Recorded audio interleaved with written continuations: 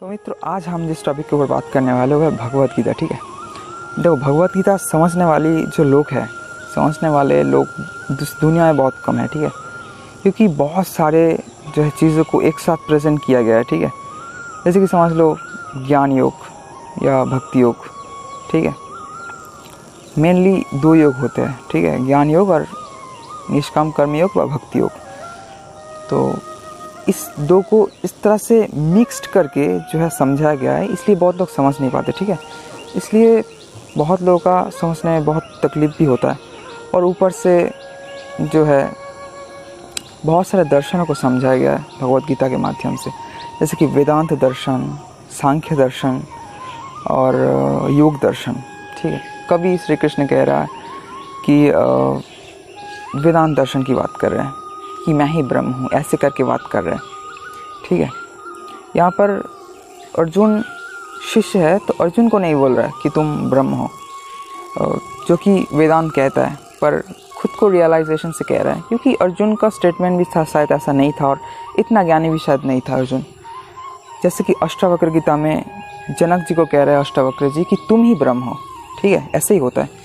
कोई बोलता है मैं ब्रह्म हूँ, कोई बोलता है तुम ब्रह्म, कोई बोलता है मैं तुम या सारे जगत के सब लोग या सारा जगत ही ब्रह्म है, सब ब्रह्म में ही कल्पित है एक्चुअली।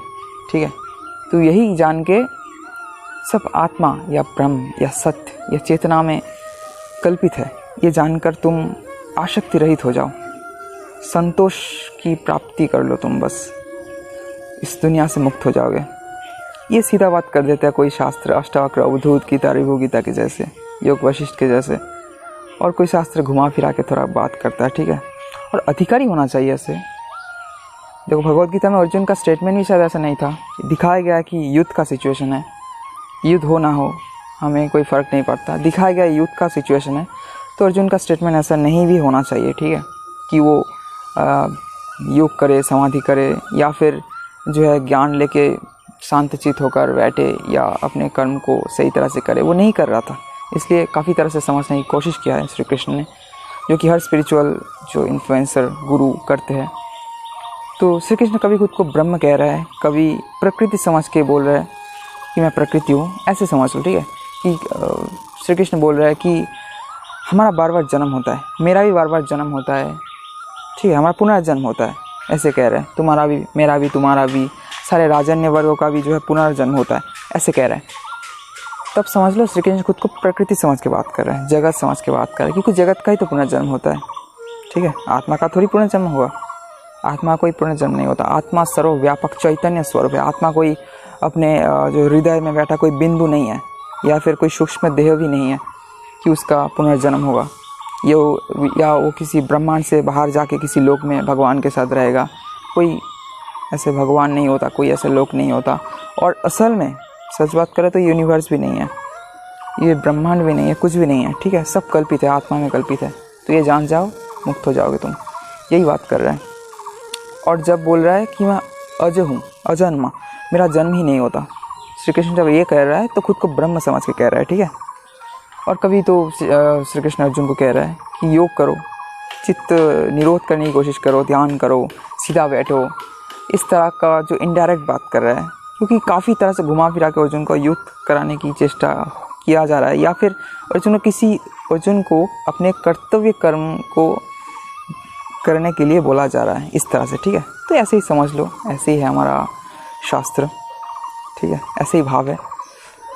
तो इस तरह से जो है भगवत गीता समझना कोई बच्चों ही खेल नहीं है। ठीक है, बहुत सारा दर्शन है, बहुत सारा योग है, इसमें बहुत सारे जो है चीज़ों को मिक्सचर कर दिया गया है। ठीक है, एकदम मतलब खिचड़ी कर दिया गया है, समझ लो। ठीक है, दाल और चावल या बहुत सारे सब्जी को लेकर जैसे खिचड़ी कर देता है ना, ऐसे ही भगवत गीता के अंदर है।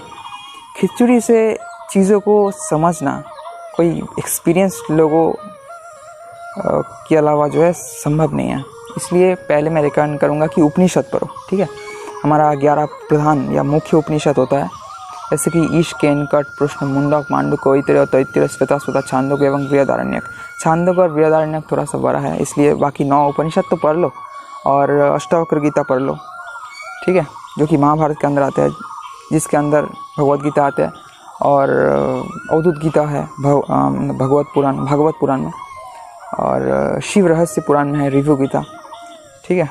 योग वशिष्ठ है, वह वशिष्ठ गीता, ये बहुत बड़ा है, अध्यात्म रामायण का है, अध्यात्म रामायण का एक अंश है। जो भी हो, ये सब शास्त्र पढ़ो।